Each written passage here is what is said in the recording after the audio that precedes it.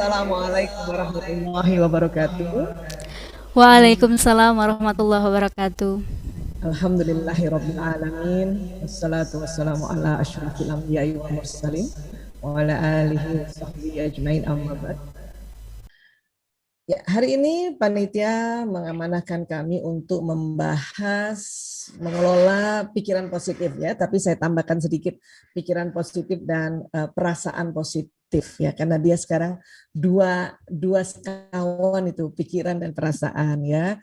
Sebetulnya saya sering sekali membahas tentang pikiran dan perasaan, dan saya lihat juga banyak sahabat-sahabat fillah yang hadir hari ini. Alhamdulillah, Masya Allah, dari seluruh Indonesia bahkan dari dunia ya internasional. Tadi saya sempat lihat ada sahabat saya dari Bremen, Jerman, Mbak Uli dan juga yang lain-lainnya. Alhamdulillah ya. Baik, kita mulai ya. Ya, jadi mengelola pikiran dan perasaan positif itu agar kita lebih produktif ya, insya Allah ya. Nah, kalau bicara soal pikiran, perasaan, kita akan bicara ada satu hal yang disebutnya emosi. Ya, karena nanti emosi ini yang mewarnai cara berpikir dan cara berperasaan kita. Kalau bicara emosi, pasti kita akan bicara otak manusia ya. Ini paling sering saya perlihatkan di setiap seminar-seminar kami ya, atau training-training kami, agar kita ingat bahwa kita punya otak ya. Ini otak manusia ya, Allah ciptakan, ada otak besar, ada otak kecil, terbagi dua, belahan kanan, belahan kiri. Masya Allah, kalau lihat lebih jelasnya seperti ini, otak dilihat dari samping kiri ya, ini ya, Masya Allah, kayak orang bersujud ya, ini kepalanya, ini bokongnya, ini tangannya, Allahu Akbar ya. Dan di dalamnya ini banyak sekali program-program ya yang dibutuhkan dalam kehidupan manusia, termasuk koordinasi, gerakan tubuh ya, dan semuanya ya. Nah, kenapa ilmu otak sekarang berkembang pesat? Karena ada alat ini nih, namanya functional MRI ya. Karena ada alat ini, maka memudahkan kita melihat isi dalam otak manusia pada saat diteliti ya. Jadi dengan alat ini ketahuan nih, oh kalau orang berpikirnya positif kayak gini nih bentuk otaknya. Oh kalau lagi pikirannya negatif kayak gini bentuk otaknya. Oh otak emosi sebelah sini gitu ya. Karena dulu dulu ya ilmu otak ini agak sulit dipelajari. Kenapa? Karena untuk bisa mengetahui isinya otak, ya manusianya harus meninggal dulu, jadi jenazah dulu, dan itu pun harus ada izin keluarga untuk menyerahkan otaknya di Fakultas Kedokteran negara setempat. Nanti direndam nih pakai formalin, baru nanti diambil sedikit-sedikit, ya, baru nanti diteliti seperti itu, ya. Nah, tapi sekarang alhamdulillah nggak usah meninggal dulu ya. Orang yang masih hidup masih ketahuan, sudah ketahuan nih.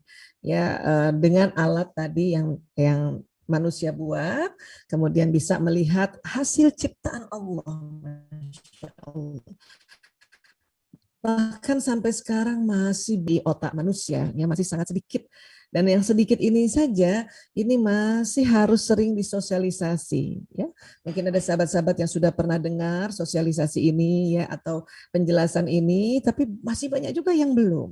Ya, untuk itu maka ya saya juga berterima kasih kepada panitia atau penyelenggara apabila memilih judulnya tentang pikiran dan perasaan positif ya, karena ini sesuatu yang saya sendiri sangat menyenangi membahasnya. Kenapa? Karena untuk mengingatkan diri saya pribadi sebetulnya ya, agar kita pandai atau nantinya mahir mengelola pikiran dan perasaan positif ya. Nah, baik, kemudian di dalam otak ini, sahabat-sahabat villa, ya, ada otak emosi, nih, persis di tengah otak, masya Allah. Ya, bahkan karena para ahli otak itu mengatakan intinya otak adalah otak emosi. Itu makanya mengapa ya Rasulullah SAW ya bersabda bahwa perjuangan seumur hidup itu adalah perjuangan ya mengelola hawa nafsu. Karena emosi ini hawa nafsu ini. Nanti kita lihat ya. Nih, jadi persis di tengah otak, bayangkan. Dan ini semua orang ada, bahkan hewan golongan mamalia juga ada, maka ini sering disebut otak mamalia atau mammalia's brain. Ya. Jadi ada sifat binatang sebetulnya di otak atau di benak kita. Itulah Allah ingatkan juga dalam Quran untuk kita ya pandai-pandai nih mengelola hawa nafsu. Kenapa? Karena kalau tidak, kita bisa derajat kita jauh di bawah binatang. Ya Allah, nauzubillah min dzalik. Ya. Nah, jadi ini yang harus kita pahami bahwa di dalam otak tuh intinya otak ini terdiri dari banyak struktur nih ya, yang mengatur emosi nih, Masya Allah. Ya. Nah, jadi kalau kita lihat 3 dimensinya kurang lebih seperti ini, ya dia persis di tengah otak ya. Dan kalau kita bicara emosi tentu bukan hal yang negatif saja tetapi juga yang positif. Kalau kita bicara nafsu itu tentu bukan yang negatif saja, juga ada nafsu yang positif ya. Salah satu diantaranya adalah nafsu mutmainnah ya. Nah ini persis di tengah otak nih. Ya. Nah, baik kemudian, nah ini dia ya. Dan kita juga ada otak satu lagi namanya otak reptil. Ya. Jadi kita punya otak mamalia, punya otak reptil. Nanti yang membedakan reptil apa dengan yang lainnya? Reptil hanya punya otak reptil, dia nggak punya atasnya. Ya. Mamalia punya otak mamalia, punya juga otak reptil, dan mamalia ya Allah ciptakan punya neokortex ya, otak lapisan luar ini. Ya. Nah, tapi manusia lebih lebar. Ya, saya mohon izin sahabat-sahabat Villa, saya tidak bisa mengartikan Indonesia ini neokortex karena memang kesepakatannya istilahnya ini, pokoknya istilahnya neokortex ya supaya universal ya. Nah, jadi manusia lebih lebar ini. Berarti program di otak manusia lebih banyak, lebih kompleks ya, lebih detail. Nah, kemudian ada lagi otak yang di depan ini, di belakang dahi yang disebut prefrontal cortex. Inilah otak yang kalau kita belajar ya, kita baca Quran, ya, baca kisah-kisah sirah para nabi dan sirahnya para rasul, wabil khusus sirahnya Rasulullah SAW beserta keluarga dan beserta sahabat, itu nanti masuknya di sini, ya, di otak yang depan ini. Ya, nah ini di sini persis ini. Nasihat barangkali kita dinasihati oleh orang tua, ayah bunda kah, bapak ibu guru kah, dinasihati teman kah, atau baca buku sendiri, atau ya mendengarkan tausiah-tausiah dari siapapun, para guru-guru kita, para ustadz-ustazah kita. Ini nanti masuknya di sini. Lewat mana Bu Isa ini? Lewat mata, telinga, ya ucapan. Kadang-kadang kita kan kalau belajar kan kita sering mengucapkan kembali apa yang disampaikan oleh guru-guru kita. Nah, itu nanti ya kita sambil mengucap lagi itu ya saraf-saraf itu menangkap dan membawanya sampai batang otak, naik ke otak mamalia. Namun terkadang pada saat kita sudah belajar, hampir setiap hari kita belajar, kadang ilmu ada yang nyangkutnya di otak reptil, di batang otak. Nah, kalau ilmu nyangkutnya di batang otak, ya. Berapa lama Bu Aisyah short memory? 1 kali 24 jam saja. Makanya perlu diulang lagi, diulang lagi supaya dia didorong ke sini di prefrontal agar memorinya jauh lebih panjang. Ya, jadi long term memory di sini. Itu makanya mengapa diulang. Ya, nah ini. Okay. Batang otak itu yang mana Bu Aisyah? Ya ini dia batang otak ini ya. Dan ini fungsinya banyak sekali. Ya, namun kalau orang tanya kenapa ya kok disebut otak reptil? Karena kita suatu ketika jika kita sedang keadaan bahaya, ya mungkin diserang orang yang berbahaya atau diserang binatang yang berbahaya, atau tiba-tiba kondisi alam membahayakan kita, gempa bumi kah, banjir bandang kah, atau tsunami dan sebagainya, seluruh otak off, tidak bekerja, yang bekerja batang otak. Ya. Apa yang dilakukan? Ya, Allah ya memerintahkan batang otak untuk tubuh bereaksi hanya 2. Ya, ada istilahnya fight or flight, ya, serang atau lari kabur. Nah, misalnya kita dikejar anjing gitu ya, kan kita tuh suka nyerang kan, push gitu. Ya, kadang ada orang langsung ya lempar batu kan. Nah, itu kan berarti batang otaknya ya bekerja karena dia merasa terancam, ya. Atau dia tidak serang anjing itu, dia lari aja langsung tunggang langgang, bahkan sangat kuat badannya, bisa lari, bisa loncat, yang biasanya nih ya lari biasa nggak sekencang itu. Ya, kenapa? Karena semua perintah ya berfokus pada kerjanya batang otak. Ini Allah memang kasih kita ini untuk ya menyelamatkan diri kita pada saat kita ya terancam. Jadi nggak inget-inget lagi gitu. Atau mungkin maaf, nauzubillah min zalik, kita sedang di luar rumah, ada jamret kah, ada copet kah gitu ya. Kita berjuang itu mempertahankan ya, fight, serang itu copet atau lari gitu ya.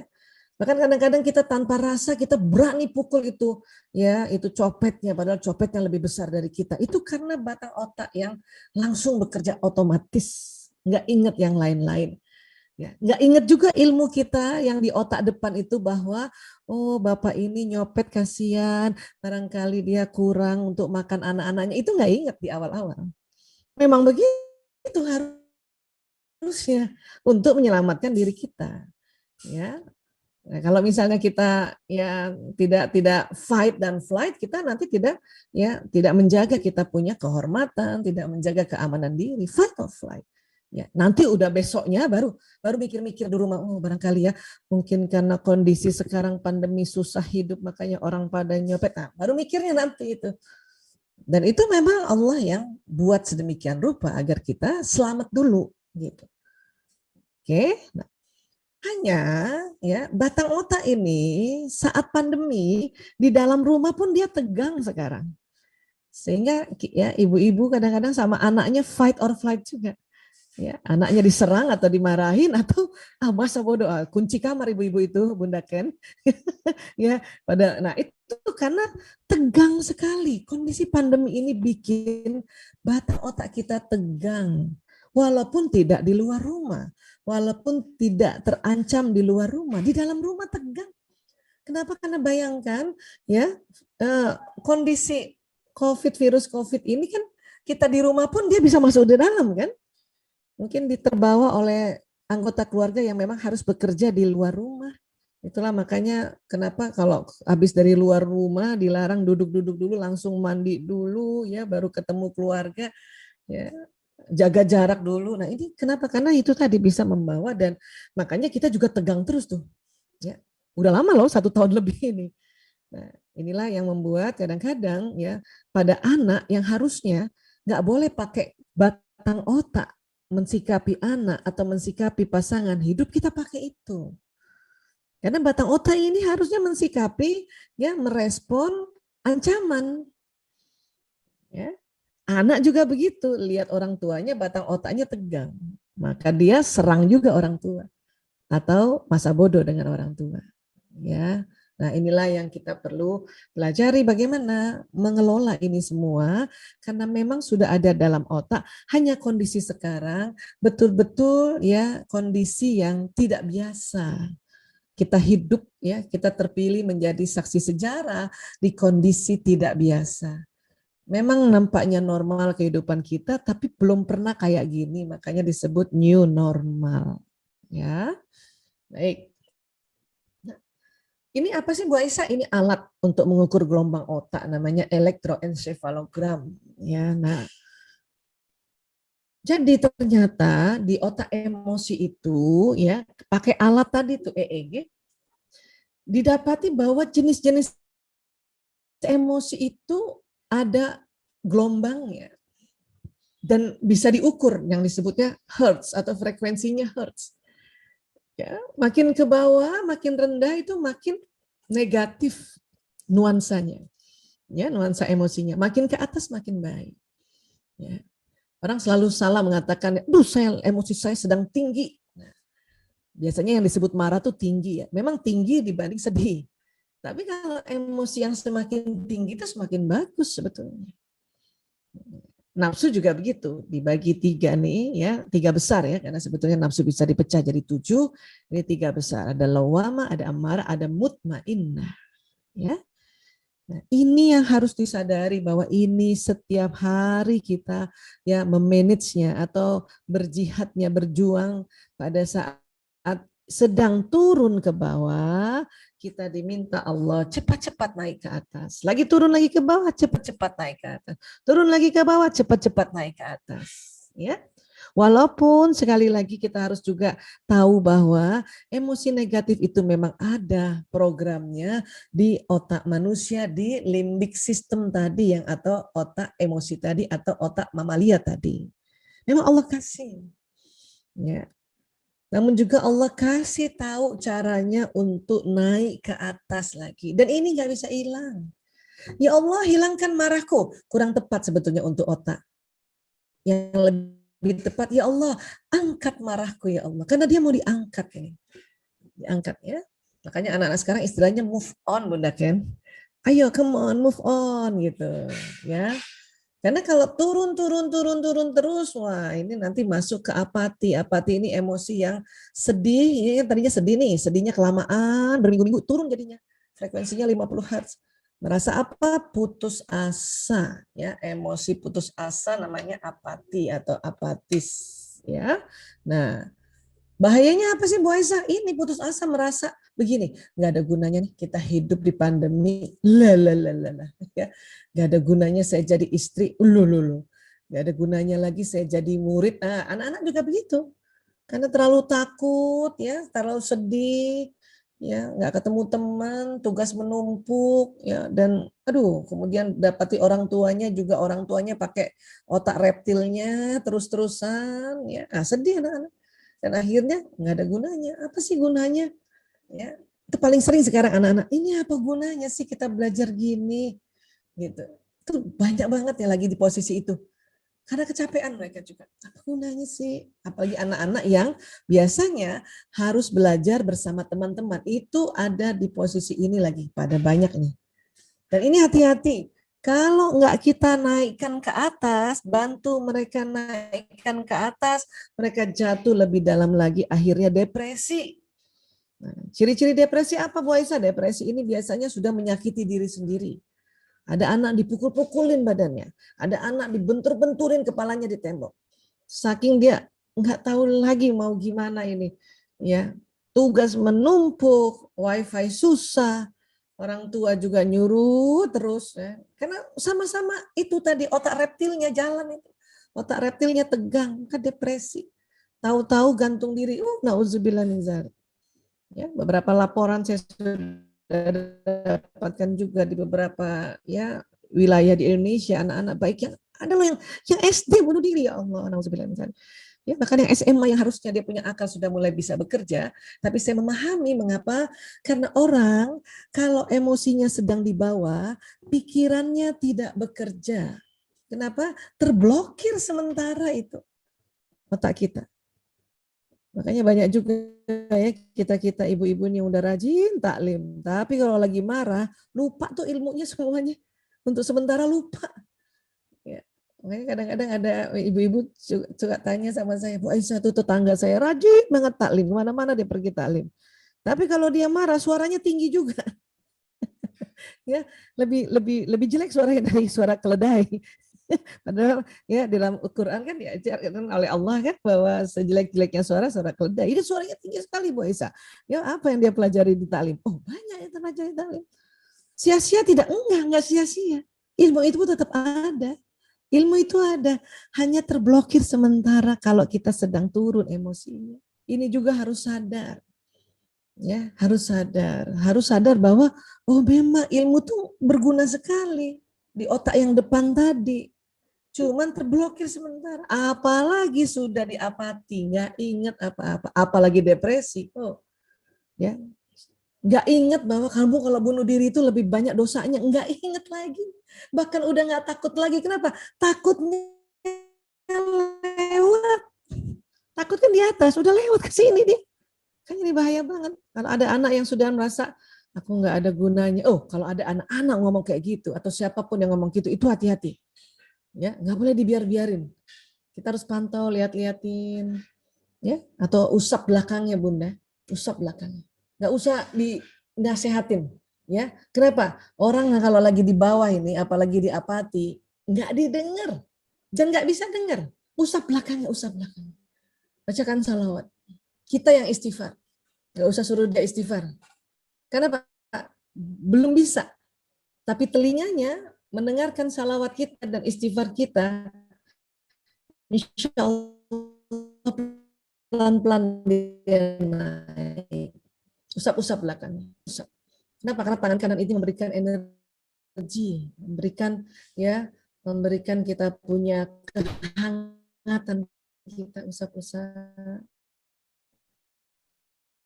Jangan juga dimarahin, makin dimarahin makin turun. Marah-marahin dia, nggak punya pergi, loncatnya. Ya, Nauzubillah.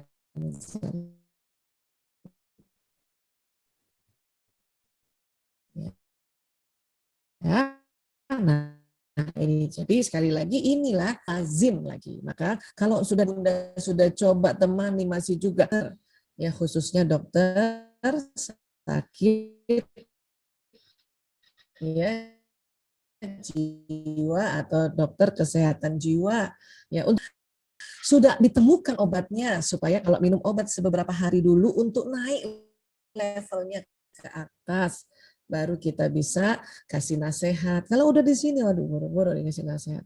Ya.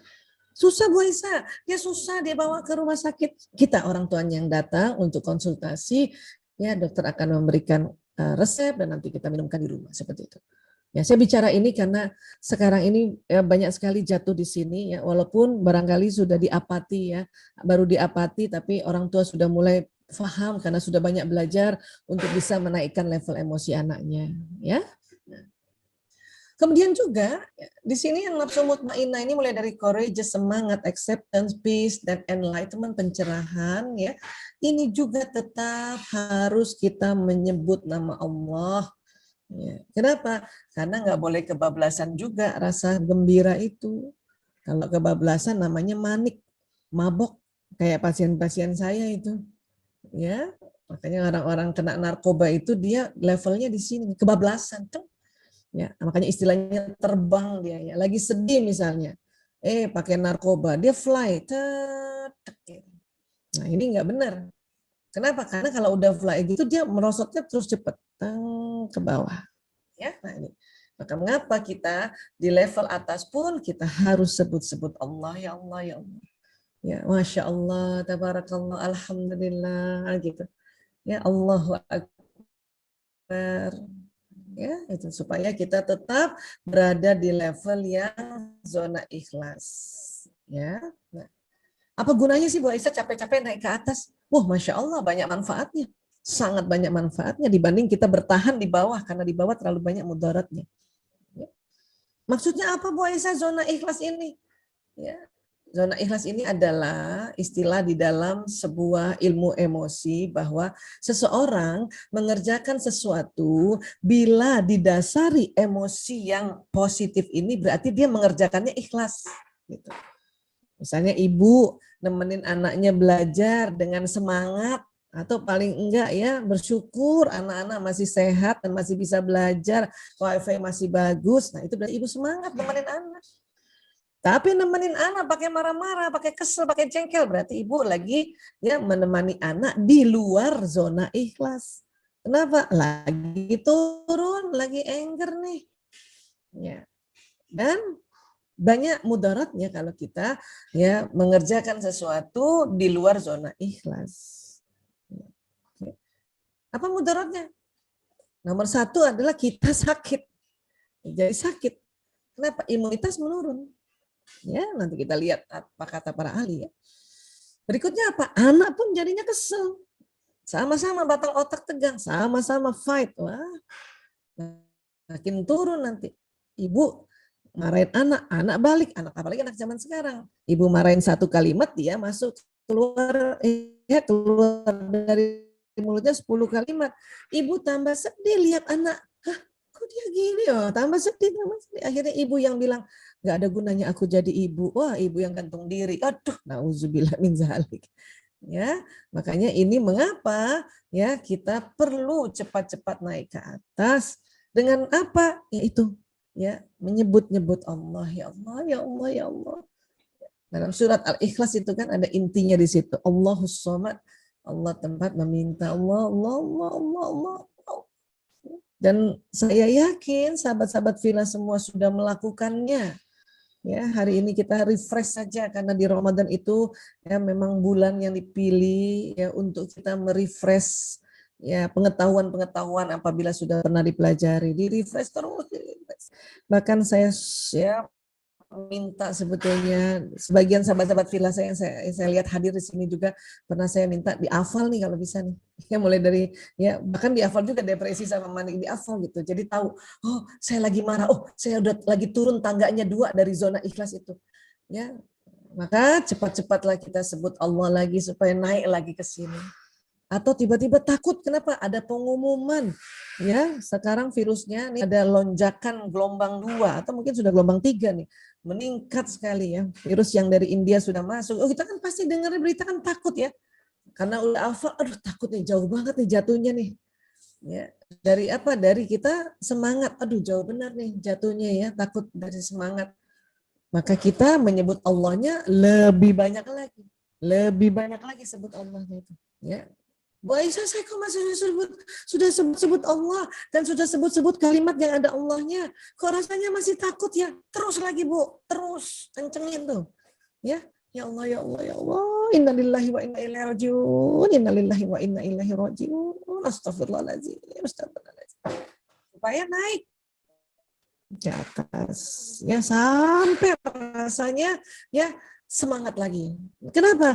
Karena ilmu baru teringat lagi kalau kita di minimal semangat. Baru kita ingat, oh kenapa takut? Kan Allah maha segalanya. Allah yang maha melindungi kita. Allah yang maha memberikan kepulihan walau pada saat kita sakit misalnya sekalipun. Ya, kemudian kita baru ingat tuh nanti ilmunya di sini nih waktu kita di courageous ini. Ya. Allah maha memberikan rezeki. Karena kalau kita ketakutan mulai itu semua ya takut sakit, ya takut terancam, takut nggak ada uang, takut ya nggak ada ilmu itu anak-anak. Padahal ya Allah yang maha memberikan rezeki, Allah yang maha kaya, Allah yang memberikan keselamatan, Allah yang memberikan kesembuhan, Allah yang memberikan kedamaian, Allah memberikan kecerdasan, Allah yang membuka pintu ilmu, Allah. Tapi pada saat kita di bawah ini nih dari mulai sombong ke bawah, lupa itu karena ilmunya terblokir sementara. Itu makanya cepat-cepat naik. Ya, cepat-cepat naik supaya nanti baru ingat, nah semangat lagi.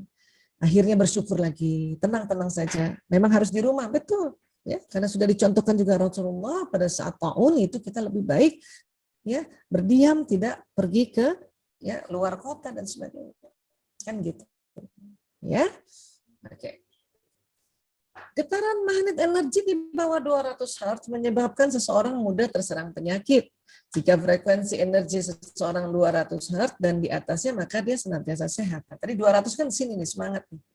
Itulah tadi saya sampaikan bahwa ya mudarat pertama sebetulnya bikin kita sakit kalau kita terlalu sering di bawah semangat. Karena di bawah 200. Ini kata Profesor David Hawkins, dia seorang psikiater, dokter psikiater, dan ilmuwan di Amerika yang meneliti juga tentang emosi dia. Ya, dia bolak-balik tuh ngurusnya emosi gitu ya, lihat otaknya manusia apa yang terjadi. Ternyata orang-orang sakit itu lebih seringnya emosinya ada di bawah. Ya. Tapi kalau kita sering jaga emosi kita walaupun sempat ke bawah, kita naikkan lagi dengan menyebut-nyebut Allah, maka kita ada semangat lagi, ya menerima lagi, tenang lagi. Bahkan kalau ya sering ikut ya tausiah atau membaca Quran ada di pencerahan, maka insya Allah sehat. Ya, ini sudah diteliti. Itulah makanya perjuangan kita begitu. Pas lagi turun cepat-cepat naik, lagi turun cepat-cepat naik. Ya. Nah, Prof. David juga mengatakan di dunia ini dia telah melihat orang yang mempunyai frekuensi positif 700 Hz sampai 1000 Hz, maka kekebalan tubuh dan vitalitasnya sangat tinggi sehingga produktivitas meningkat.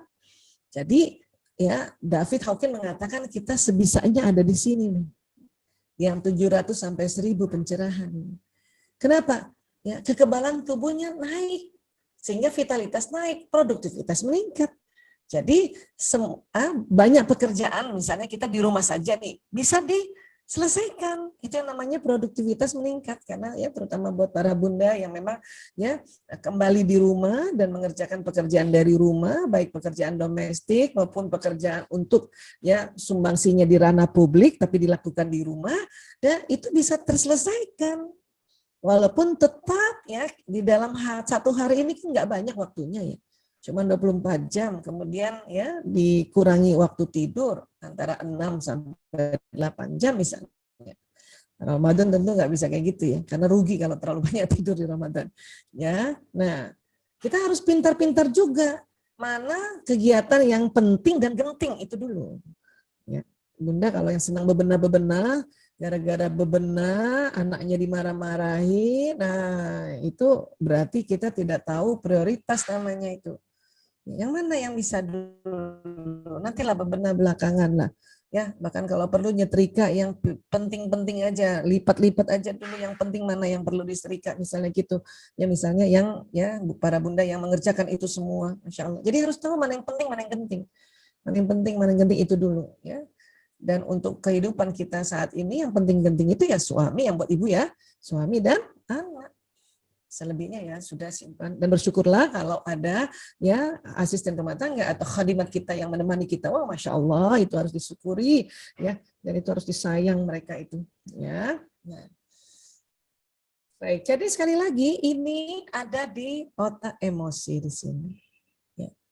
Memang naik turun, pokoknya pada prinsipnya adalah kalau pas turun ya kita harus terima dulu, ya Allah, saya sedang takut ya Allah.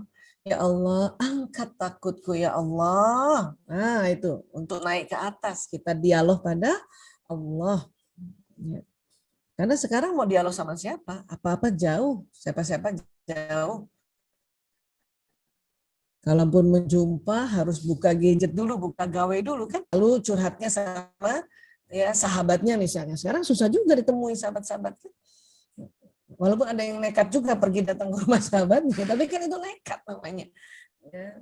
Kalaupun mau ketemu ya terpaksa buka gadget kan gitu. Tapi kalau sama Allah, ya manapun langsung kita ya Allah, ya saya kok takut ya Allah, pandemi kok lama banget ya Allah. Ya Allah, saya kok kesel sama anakku ya Allah. Saya sudah 3 kali minta dia belajar masih juga dia main ya Allah. Ya, nah itu dialog-dialog pada Allah itulah untuk menaikkan level kita ke atas. Ya, baik. Terus ada orang bilang suruh tarik nafas Bu Aisyah. Apa betul itu? Betul sekali. Tarik nafas ini cara paling umum. Tubuh bahkan nggak suruh tarik nafas saja, dia udah nafas duluan kan. Bahkan suka menghela nafas. Gitu. Ya, karena ini adalah mekanisme alamiah yang Allah ciptakan agar apa? Agar oksigen banyak masuk ke tubuh, nanti masuk ke jantung, jantung pompa darah, oksigennya itu nanti ya menghujani batang otak, dan otak mamalia di sini yang tadinya tegang batang otak, tadi otak reptil dan otak mamalianya dia rileks gara-gara ada oksigen, dan ilmu-ilmu yang di otak depan teringat kembali ya. Itu tarik nafas banyak Ibu. Gitu ya. Anak-anak juga begitu, kalau misalnya dia lagi marah ya kita ajarkan untuk tarik nafas panjang dulu, tarik nafas. Karena kadang-kadang orang lagi kesel marah tuh susah ngomong Bu. Ya, disuruh istighfar aja susah Bu. Tapi tarik nafas insya Allah lebih mudah kan. Nah, kalau kita juga begitu, tarik nafas dulu, gitu ya. Tapi kita untungnya orang dewasa ini karena sudah terbiasa istighfar, kita langsung ya istighfar. Kenapa? Karena otomatis istighfar itu berarti mengeluarkan karbon dioksida dan menarik oksigen. Ya, udah langsung tuh. Astagfirullahaladzim. Nah, itu oksigennya naik ya, ditarik dari hidung. Waktu istighfar karbon dioksida keluar dulu, tarik lagi. Ya. Kok gampang banget Bu Aisyah suruh istighfar doang? Iya memang. Kan tadi kita sudah belajar juga kan. Kalau otak emosi tegang, batang otak tegang, ilmu di sini tuh pelajaran-pelajaran di seminar, pelajaran-pelajaran di taklim lupa sementara. Tapi insya Allah istighfar nggak lupa dong. Ya. Allah nggak lupa dong. Tapi ada juga lah yang orang lupa ya. Nggak disebut Allah. Tapi maaf, pada saat marah dia sebut, maaf, nama-nama binatang. Ada yang masih begitu. Maka tuh tambah turun itu level emosinya. Ya. Itulah makanya mengapa kita disuruh ya untuk rutin baca istighfar dalam kondisi-kondisi tenang, disuruh rutin juga supaya pada saat kondisi darurat itu otomatis keluar istighfarnya. Astagfirullahaladzim, ya Allah, astagfirullah, astagfirullah, astagfirullah, astagfirullah. Gitu. Ya. Bahkan Nabi SAW bersabda, siapa saja rutin membaca istighfar, maka Allah akan memberikan solusi atas setiap kesulitannya, penyelesaian bagi setiap permasalahannya, dan dia akan memberinya rezeki dari jalan tak terduga. Masya Allah. Ya. Dan kalau kita bahas ya istighfar ya, itu satu hari nggak selesai loh. Allah ya di Quran diingatkan keutamaannya. Rasulullah SAW juga mengingatkan banyak keutamaan istighfar. Saya satu aja ini untuk saya ulang-ulang di otak saya ini ya supaya pada saat darurat kita istighfar, astagfirullahaladzim, terus ingat ya sudah 3 kali istighfar terus kita tambah senang lagi istighfar. Kenapa? Langsung ingat hadis ini. Seandainya kondisi sekarang ini kita ya menganggap sulit ya kita istighfar, perbanyak istighfar. Kita ingat lagi, oh iya betul ya Nabi bilang Allah memberikan solusi atas setiap kesulitan. Kalau kita anggap juga ini masalah kondisi sekarang disuruh perbanyak istighfar. Kenapa? Allah memberikan penyelesaian. Terus apalagi kalau Allah sudah kasih penyelesaian? Ya. Bahkan Allah memberi rezeki dari jalan tak terduga. Terus apa lagi coba? Sekarang kita disuruh di rumah, lakukan apa-apa di rumah, perbanyak istighfar. Ya, banyak orang masih menganggap, masa kita nggak action sih harus nggak keluar rumah untuk jemput rezeki? Ada tugasnya masing-masing. Ya, laki-laki yang tugasnya menjemput keluar rezeki. Kita di rumah. Kita di rumah, perbanyak istighfar. Ya. Nanti kalau istighfar sudah kita perbanyak, udah ingat lagi ilmunya, nah kita ingat lagi kita baca doanya. Kita ingat lagi harus ngapain. Kita ingat lagi bagaimana manajemen emosi yang lain-lainnya. Seperti itu karena ilmu di sini sudah mulai waktu istighfar ya oksigen naik, nah, sudah mulai ingat pelan-pelan pelajaran-pelajaran yang disampaikan oleh Bunda Ken ya, disampaikan oleh sahabat-sahabat yang lain itu baru ingat lagi maka perbanyak istighfar. Ya, dan sudah diteliti pas kita istighfar itu batang otak yang tegang, otak emosi yang tegang dia rileks. Dia rileks.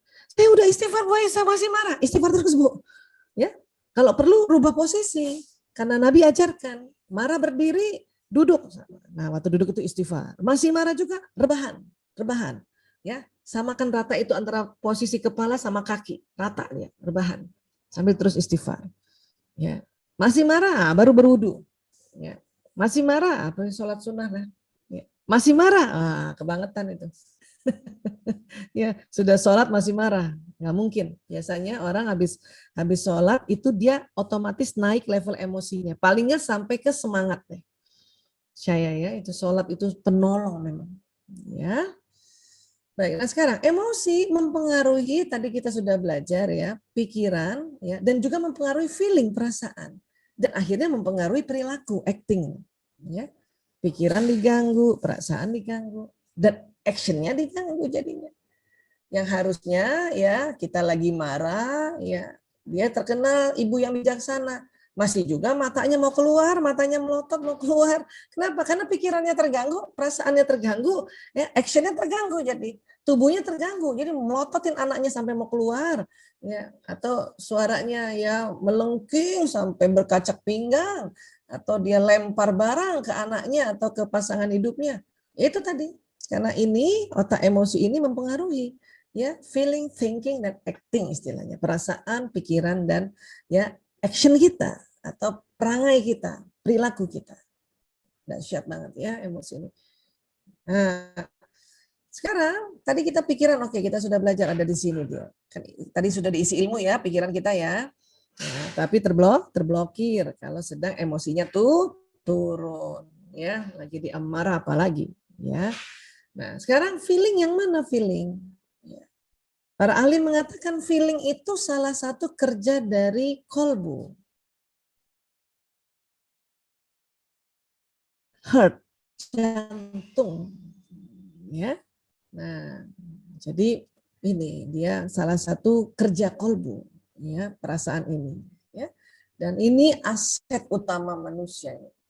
Kenapa begitu Bu Aisyah? Iya, karena semakin hari semakin ditemukan kolbu ini punya kedahsyatan yang luar biasa, ya. Dan dia punya kaitan dengan otak, terutama tadi otak ya mamalia tadi atau otak limbik system, dia punya jalur khusus pada jantung itu, pada kolbu itu. Nah, ini ada hadis yang sangat populer, al-a wa inna fil jasadi mudghah. Idza salahat salahal jasadu kulluhu wa idza fasadat fasadal jasadu kulluhu, al-a wa hiyal qalb. Ya. Ketahuilah sungguh di dalam tubuh itu ada segumpal daging, mudghah.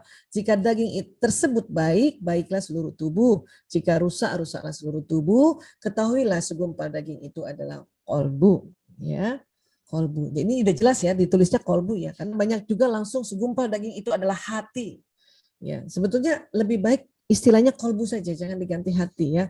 Karena memang kolbu memang. Ya. Nah, Imam Al-Ghazali mengatakan ya, dan juga beberapa ulama terkenal mengatakan, mendefinisikan kolbu itu ini, daging yang bersuhu panas, berbentuk kusam, berada di sisi sebelah kiri dada, di dalam isinya ada rongga yang berisi darah yang hitam. Ya. Dan kalau kita belajar anatomi ya, bahwa apa sih organ apa yang ada di rongga dada? Ya. Satu, ada namanya paru-paru. Ya. Nah, paru-paru ini kanan kiri dan dia bentuknya tidak segumpal, dia besar, lebar, kanan kiri. Nah, tadi Imam Al-Ghazali kan mengatakan kolbu itu cenderung ke kiri kan, ini kanan kiri. Dan paru-paru ini adalah ya punya fungsi juga, Allah tetapkan paru-paru ini bekerja untuk ya terjadi respirasi, pernafasan. Nah, COVID ini senang sekali mengganggu paru-paru.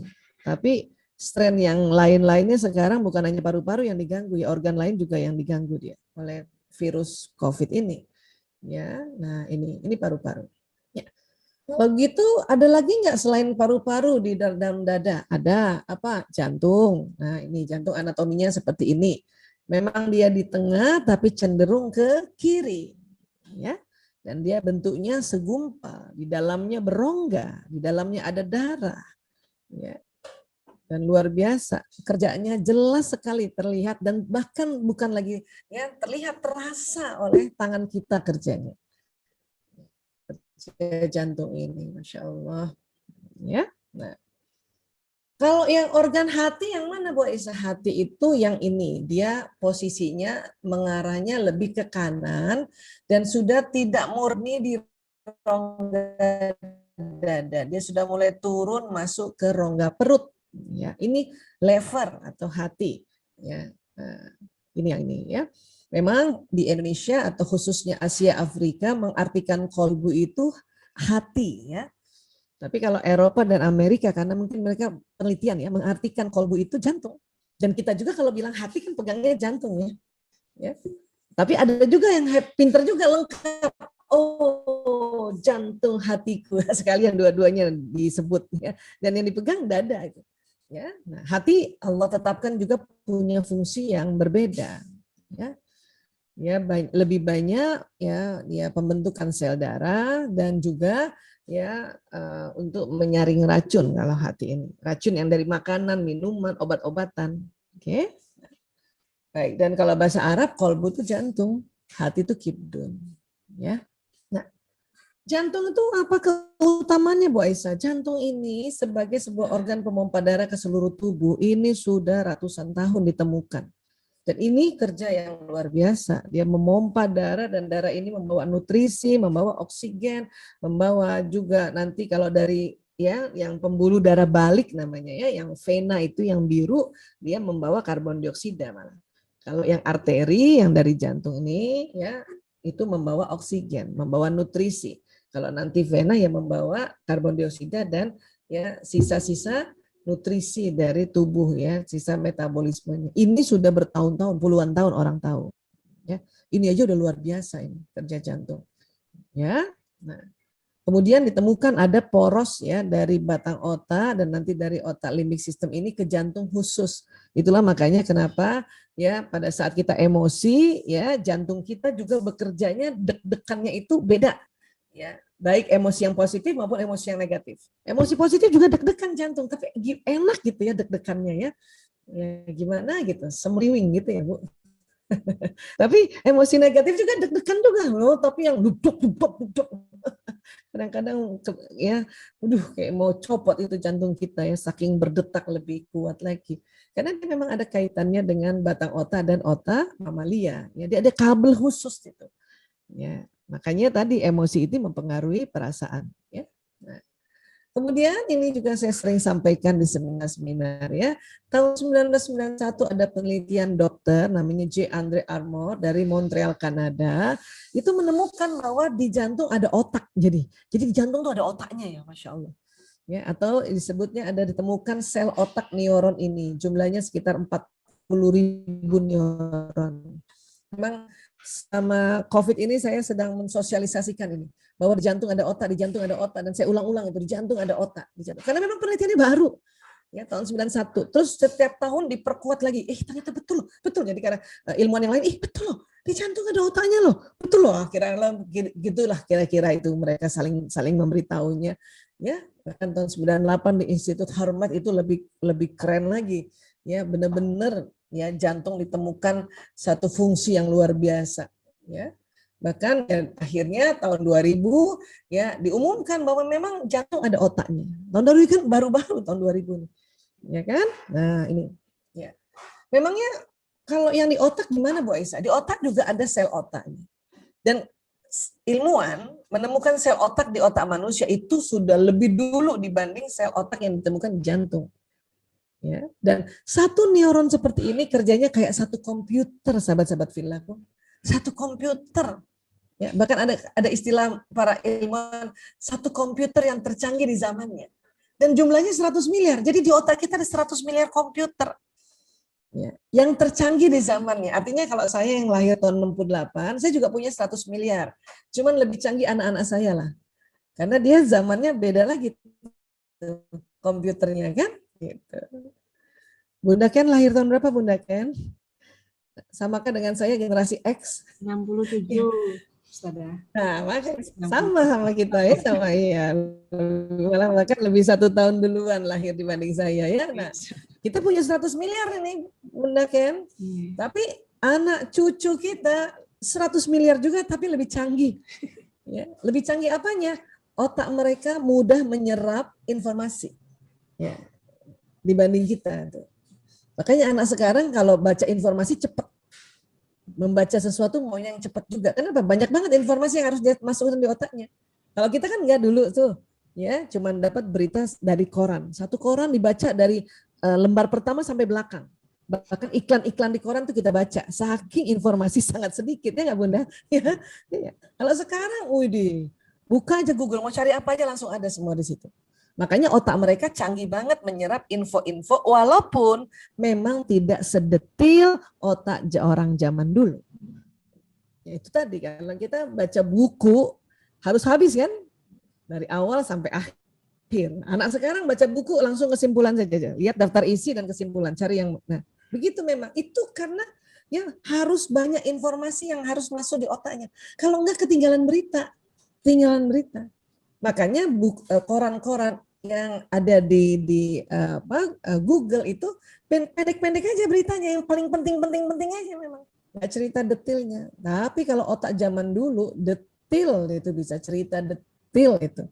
Ya, barangkali ya cerita tentang Sunan-Sunan di Gresik ya, terutama Sunan Gresik itu mungkin orang tua dulu bisa cerita mulai dari Sunan Gresik kecil ya sampai dia ganti nama gitu kan.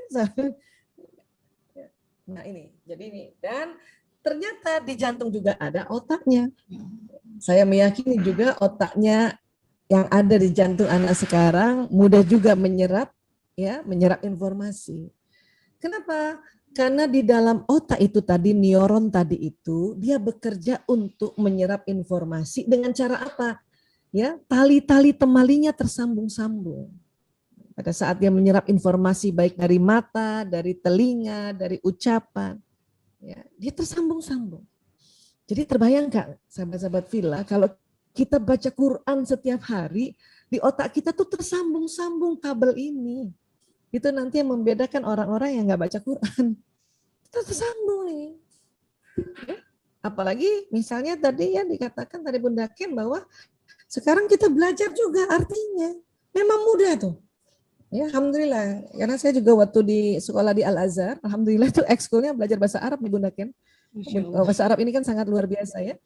Sangat indah, sangat kompleks dan sangat lengkap. 1 sama 2 sama jamak beda. Ya, yang dia jenis laki-laki sama perempuan beda. Ya kan? Nah, jadi kalau kita baca Quran dia tersambung neuron dan kemudian kita juga tahu artinya dia tersambungnya lebih banyak lagi. Ya, nyambungnya itu nggak cuma 1 kali sambungan, dia tersambung di kabel yang lain jadi memberi makna.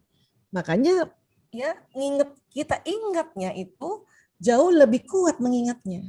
Apalagi diulang-ulang. Makanya kan kalau kita menghafal Quran itu ada murojaah. Ya, repetisi. Itu diulang-ulang karena ini akan tersambung terulang-ulang. Bayangkan. Ulang. Percaya deh, 1 ayat diulang 40 kali insya Allah hafal. Percaya deh, itu kan ada metodologinya. Ya. Iya gitu ya. Nah, jadi ini yang tersambung di otak. Dan ternyata di jantung juga tersambung. Jadi bayangkan sahabat-sahabat Fillaku kalau kita baca Quran, ya neuron di otak tersambung, neuron di jantung atau di kolbu kita tersambung. Walaupun dia 40.000 kan. Kenapa di otak lebih banyak? Karena di otak masih ada fungsi nalar atau fungsi analisa. Ya. Kalau jantung murni banget ya tersambung-sambung. Ya. Tersambungnya yang ini 40.000 ini nggak boleh salah disambung nih. Rugi banget nih kalau sambungannya yang buruk. Karena dia cuma sedikit. Ya, rugi banget. Dan dari kecil kita sudah tersambung juga. Tersambung di situ.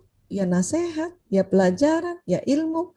Ya, yang baca Qurannya lebih banyak berarti sambungan lebih banyak dong. Betul. Itu gunanya kita ngaji. Itu gunanya kita ngaji. Oke.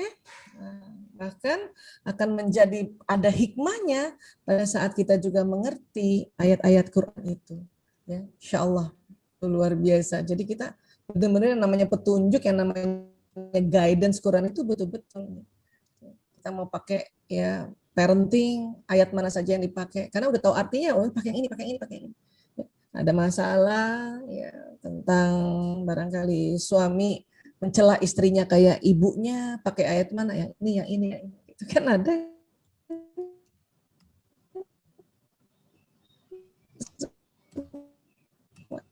Masya Allah, apalagi tahu asbabun. Sistem saraf pada jantung atau otaknya jantung, atau kita ganti jantung kolbu ya. Otaknya kolbu memungkinkan kolbu untuk belajar, mengingat dan mempengaruhi bagian korteks pada otak untuk membuat keputusan fungsional independen. Jadi kan otak ini suka menganalisa ya, mikir-mikir, nimbang-nimbang misalnya. Mau bikin proyek, lagi bikin anggaran. Ya, ini kan otak yang bikin kan tuh, menganalisa, pakai hitung-hitungan tuh otak kiri kan. Itu, ini kalau ini misalnya kita naikkan marginnya sekian gitu. Nah, kadang suara jantung ngomong tuh, suara kolbu ngomong, jangan terlalu tinggi marginnya, nggak sesuai ya perintah Nabi itu. Nabi berdagang nggak begitu-begitu amat. Nah, itu kan nanti ada suara begitu ya, itu dari situ. Ya, iya kalau isinya ya tentang hal-hal yang kita pelajari dalam ad-dinul Islam. Jadi dia akan menasehati. Tapi kalau dari kecil kita berada di tempat yang memang ya di situ faham-fahamnya bukan faham-faham Islam, di situ faham-fahamnya sekuler atau bahkan contoh-contohnya buruk, ini bisa buruk ini nanti. Makanya kalau mudghah ini buruk semua seluruh tubuh. Makanya otak lagi mikir, walaupun ada kadang-kadang ada suara namanya SLE. Suara kolbu terdalam, wah gitu. Kenapa? Karena di antara 40.000 ini ada inti yang paling dalam yang tersambung pada saat apa? Pada saat kita di rahim seorang ibu, pada saat Allah ya membaiat kita. Ya. Membaiat kita. Dan kita sudah mengaku bahwa Allah Rabb kita. Itu dia tersambung nih, ini tersambung.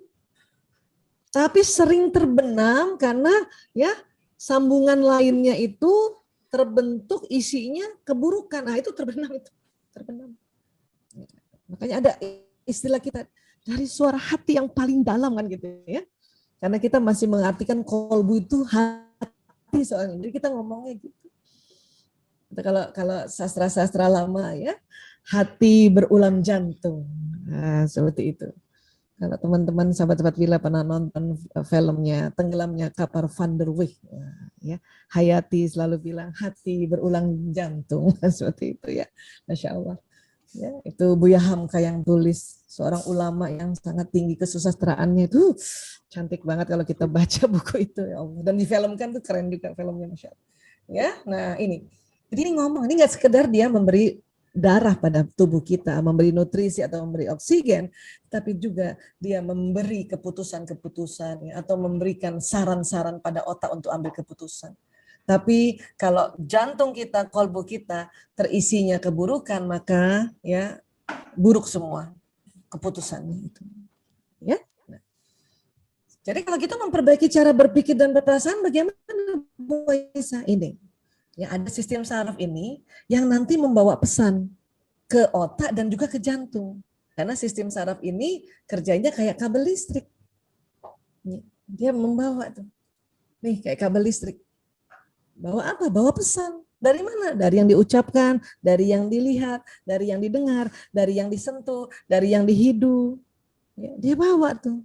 Naik ke atas. Bawa juga nanti ke bawah, ke jantung. Cepet banget dia lihat 240 km per jam. Ini dari indera-indera nangkap ke otak, nanti otak ke bawah itu 320 km per jam. Ya, cepet banget. Cepat itu pesan-pesan itu. Nah, waktu pesan itu kirim, itu terjadi sambungan-sambungan tadi. Ya. Nah, apa sih yang harus kita masukkan sebetulnya supaya sambungannya itu ya benar? Baca Al-Quran memang. Ini nggak bisa dibantah soalnya. Baca Al-Quran. Ya. Apalagi terjemahannya kita baca juga, kita tahu juga sedikit-sedikit. Bahkan sudah mulai juga tanpa lihat itu mulai sedikit tahu ini ya. Ya, allazina. Ya, misalnya kan gitu ya, orang-orang kan gitu ya. Nah, itu kan kita lihat dari mata tuh. Quran ini nggak tahu artinya aja, itu otak tersambung, jantung tersambung. Tapi kalau tahu artinya, dia sambungnya double, sambungan di otak sama di jantung double. Ya, diulang-ulang, ya sambungannya berulang-ulang. Maka sambil tidur pun kita tuh, kadang-kadang kita nggak ngerti ya terjemahannya ya, misalnya belum sampai di level membaca arti, itu kok bisa ya, persis juga dihafal ini atau di lafaznya sama dengan tadi di waktu pertama kita lafazkan gitu. Kalau bahasa lain belum tentu loh, pasti nanti kebalik-balik tuh komanya atau titiknya tuh. Quran tuh bisa ya, Masya Allah. Di Ramadan ini ya betul-betul baca Qurannya ditingkatkan, baca Qurannya. Kenapa? Karena memang Allah membuat di dalam 12 bulan ada satu bulan yang membuat kita ya secara lingkungan, secara ya suasana, bahkan udara pun ya mendorong kita baca Quran. Kenapa? Karena di Ramadan inilah turunnya ya Al-Quran, Masya Allah. Ya, makanya rugi juga orang-orang yang, waduh saya nggak baca sama sekali, ayolah start lah, masih ada waktu. Ya, tentunya di luar bulan Ramadan kita ya tingkatkan, karena ini yang nanti membetulkan pikiran positif dan perasaan positif. Boleh baca yang lain, ya bacalah, tetapi ya yang isinya juga adalah mengkaji atau ya membahas ayat demi ayat itu kan. Ulama-ulama itu kan para ya guru-guru kita itu kan satu ayat itu sampai mungkin satu bab itu dikajinya. Itu juga perlu, kenapa? Untuk isi otak kita di sini dan isi kita punya kolbu juga, dia tersambung juga. Ya. Misalnya kita baca itu keutamaan ya Samudra Al-Fatihahnya dari B. Arifin. Itu Al-Fatihah aja itu ada bukunya tebal. Kita baca, itu terisi otak kita juga. sambungan Al-Fatihah kita itu nanti ada cabang-cabangnya yang tersambung karena kita membaca ya buku-buku kajian-kajian para ulama ini. Dan kalau otak tersambung, jantung tersambung, kalbu tersambung.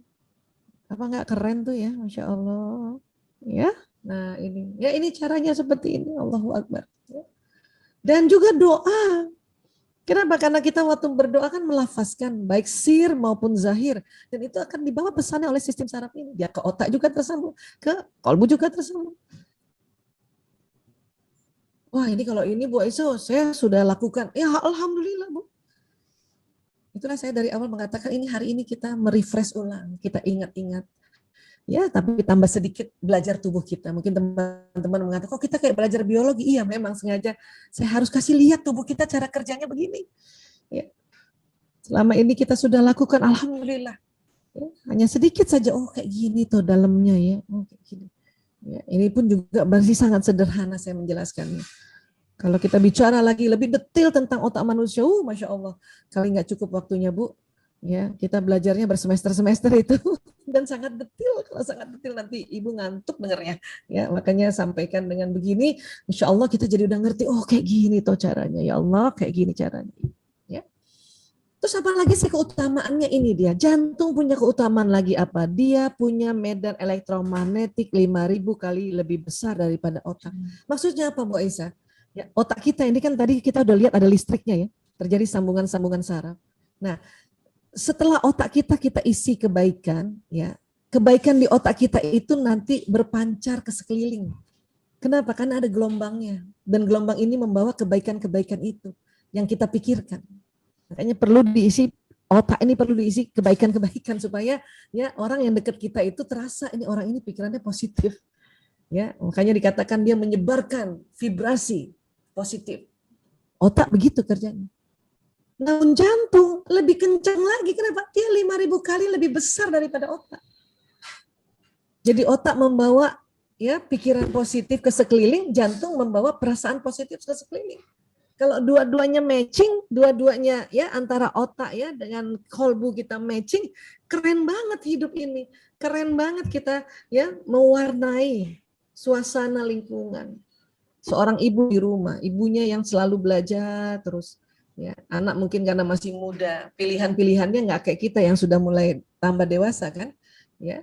Kita mungkin karena semakin dewasa kan kita semakin bersyukur ya, makanya kita semakin mau belajar ya tentang Islam. Anak-anak masih mau belajar yang lain lagi, ya itu nggak usah risau atau gelisah Bunda. Kenapa? Kita saja mewarnai suasana rumah ini. Ya.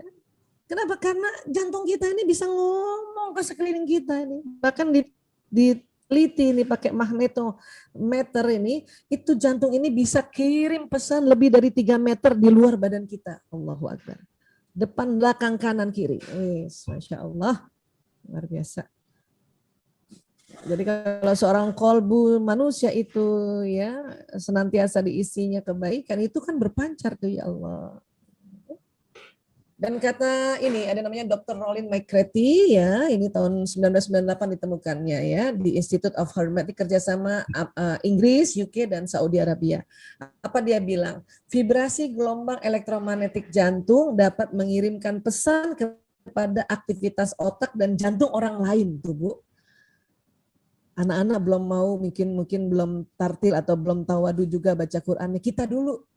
Supaya apa? Supaya nyebar. Ya. Jadi kalau ibu-ibu menganggap, waduh anak saya malas banget, kita dulu Bu, mulai dari kita Bu. Ya. Nah ini Dr. Paul Persa juga mengatakan begini, jantung dapat merasa dan mengingat dan ia mengirimkan getaran untuk berkomunikasi dengan jantung-jantung lain. Coba jantung kita ganti kolbu ya, kolbu dapat merasa dan mengingat dan ia mengirimkan getaran untuk berkomunikasi dengan kolbu-kolbu lain. Keren ya, Masya Allah. Ia juga membantu pengaturan imunitas tubuh. Ya, jadi kolbu kita ini membantu kita punya imun tubuh. Nggak semuanya kan sedang bisa dapat vaksin ya Bu, ya karena memang itu juga baru cuma salah satu ikhtiar saja dan sudah cuma salah satu ikhtiar masih kurang lagi. Nah kita yang meningkatkan imunitas tubuh lewat kerja tadi ya kita punya kolbu dan kita bisa ngirim loh. ngirimkan ke anak, ngirimkan ke pasangan hidup kita, ngirimkan ke sahabat-sahabat kita. Ya. Ia juga mengirimkan informasi pada setiap detakan ke seluruh tubuh. Makanya tadi kalau seorang kolbunya itu baik, maka seluruh jasad baik, itu kata Nabi betul-betul terbukti, Masya Allah. Kebalikannya juga kalau ya mudghah itu buruk atau kolbu itu buruk, maka dia mengirimkan juga ya detakan informasi yang buruk. Itu juga terbukti. Allahu Akbar. Ya. Manusia dapat berkomunikasi dengan yang lain dengan menggunakan jantungnya tanpa mulut bicara. Ya Allah. Jadi bunda, seandainya ada anak yang sudah mulai remaja, susah banget diajak ngomong pakai mulut, pakai bahasa kolbu, bunda. Ya, bicaralah dari kolbu to kolbu, hadirkan dia, bayangin kolbunya, kita bicara kolbu to kolbu. Ya, bahkan tadi disampaikan bisa kolbu ke otaknya loh. Para istri yang mau ngomong sama suami takut ya atau takut salah, oh tambah keliru lagi, tambah berantem. Sudah bicara pakai kolbu kita. Wahai suamiku, ya gitu ya. Kalau saya suka minta izin sama Allah dulu, ya Allah izinkan saya mau bicara sama suami saya. Kolbu tuh kolbu, nggak bicara langsung loh. Kadang-kadang saya ada hal-hal yang kalau saya tahu nih kalau saya bicarakan pasti ya nadanya turun di nafsu amarah. Bahaya tidak di mutmain, mending kolbu tuh kolbu karena dia tetap mutmain. Jadi bicara kita. Bu Isa, kalau komunikasinya buruk ya, kita kesel sama suami misalnya, apakah sampai Bu? Hati-hati makanya sampai dia. Tapi luar biasanya Allah membuat sebuah hukum yang disebut waktu tunda. Kalau hal-hal yang negatif sampainya agak lama atau lamban. Kenapa? Karena frekuensinya ini, gelombangnya ada istilah kita incoherent, ya nggak teratur, maka sampainya lama. Bunda kesel nih sama suami misalnya nih, ya tadi subuh misalnya, ada sholat subuh, entah kenapa misalnya, kadang-kadang kita perempuan begitu ya, lagi tahu-tahu mau deket mens, wah itu kadang-kadang tanpa sebab rasanya kesel gitu. Suami udah di kantor, kesel aja nih, ya kesel udah 2 jam. Ya, bisa jadi belum sampai kok dia keselnya sama suami. Kenapa? Lama jalannya. Kenapa? Nggak teratur. Makanya dia incoherent istilahnya. Kenapa? Kita dikasih kesempatan untuk delete ini. Dengan apa? Dengan istighfar. Astagfirullahaladzim. Ya Allah, astagfirullahaladzim. Ya Allah. Ya Allah, angkat kesalku pada suamiku. Ya Allah, astagfirullahaladzim. Ya Allah, astagfirullahaladzim. Ya delete dulu nih, hilangin dulu yang ini. Baru kirimkan yang baik. Nah, kirim yang baik dia lebih cepat sampai. Kenapa? Dia teratur. Sesuatu yang teratur itu lebih cepat sampainya. Makanya antri juga gitu. Kalau teratur lebih cepat sampai dan cepat selesainya dibanding nggak teratur. Ya, itu udah hukum alam. Makanya orang-orang di luar negeri yang bukan Muslim, ya dia mendapatkan fenomena alam bahwa kalau teratur cepat selesai. Makanya mereka tuh di sana rajin banget ngantri teratur. Ya. Karena itu hukum alam. Ya. Jadi sekali lagi, ya Allah ya Rabb, Masya Allah. Ya. Jantung tuh jantung nih. To brain communication, ya heart to brain communication. Aduh ya Allah. Jadi mudah sekali ya para sahabat-sahabat saksikan hal ini supaya apa? Supaya kita ya punya cara yang cantik, yang indah dan menyenangkan untuk apa? Ya mewarnai lingkungan kita ini.